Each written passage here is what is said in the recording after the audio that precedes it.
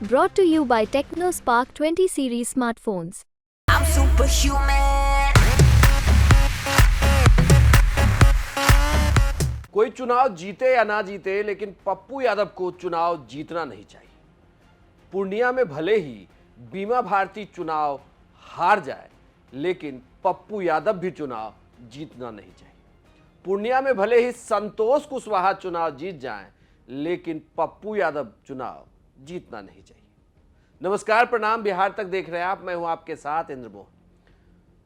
पहले कहे गए तीनों वाक्य में आप समझ रहे होंगे कि इनके मायने एक ही है कि किसी भी कीमत पर पप्पू यादव को चुनाव नहीं जीतने देना है पूर्णिया में। आप सोच रहे होंगे कि ऐसा आखिर कह कौन रहा है।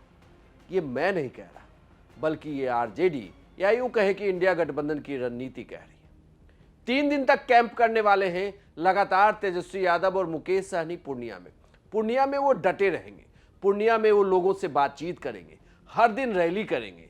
क्योंकि अगर आप जमीनी हकीकत देखें तो पूर्णिया के चुनाव में सीधी फाइट पप्पू यादव वर्सेस संतोष कुशवाहा है। पप्पू यादव ने अपनी पार्टी छोड़ कांग्रेस को ज्वाइन किया, लोकसभा चुनाव पूर्णिया से लड़ने का ऐलान किया, पूर्णिया में लगातार काम भी करते रहे, लेकिन एन मौके पर वो सीट आरजेडी के खाते में गई। आरजेडी ने वहां से बीमा भारती को उम्मीदवार बना दिया।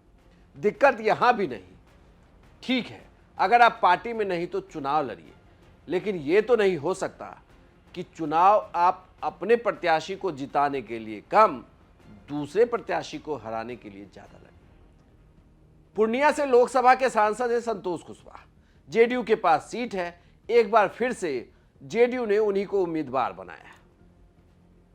पूर्णिया में त्रिकोणीय मुकाबले की बात कही जा रही है, लेकिन जमीनी हकीकत कहती है कि मुकाबले से बाहर हो चुकी हैं बीमा भारती। आरजेडी फिलहाल मुकाबले में वहां पर दिख नहीं रहा। पप्पू यादव वर्सेस संतोष कुशवाहा हो रहा है। अब सवाल उठता है कि पप्पू यादव वोट काटेंगे किसका? वो किसका वोट काट रहे थे? कौन उन्हें वोट दे रहा है? इन तमाम सवालों के जवाब जब इंडिया गठबंधन को पता चला तो उन्होंने अब यह ठाना है कि पूर्णिया में पप्पू यादव को हराना है।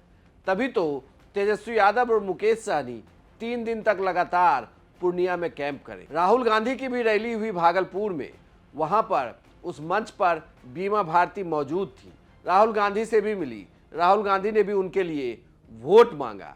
लेकिन ये मैसेज साफ हो गया कि पप्पू का कांग्रेस से कोई लेना देना नहीं और तेजस्वी मुकेश सहनी के साथ मिलकर पूर्णिया में पप्पू यादव को जीतने नहीं देंगे। यानी कि 2 की लड़ाई में तीसरे को फायदा होगा और पूर्णिया में जेडीयू का उम्मीदवार एक बार फिर से चुनाव जीत सकता है। कुल मिलाकर देखें तो तेजस्वी ने भले ही पूर्णिया की सीट आरजेडी के लिए ले ली, लेकिन यहां पर ऐसा लग रहा है कि उन्होंने अपने पैर पर कुल्हाड़ी मार दी।